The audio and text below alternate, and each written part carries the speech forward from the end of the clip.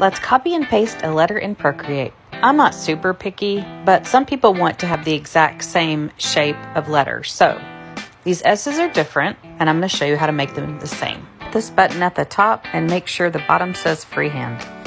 Now you're going to draw a dancing line around the S that you don't want. We're going to get rid of this one.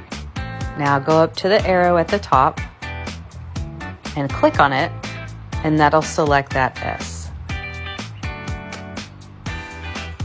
See how it moves? Now do a 3-finger swipe and select cut. And now it's gone completely. Now let's do the same thing with the other S. We're going to put it on its own layer so it's easy to copy.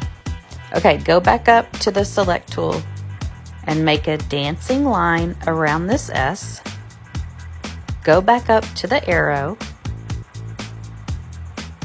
And now it's made a box around it. Do the 3-finger swipe. And now we're going to copy and paste. That adds another layer. So now you have something you can duplicate. Simply slide it over to the left and click duplicate.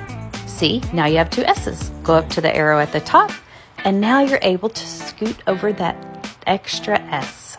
Of course, there's different ways to do this. Would you take the time to make the same S, or are you not picky like me?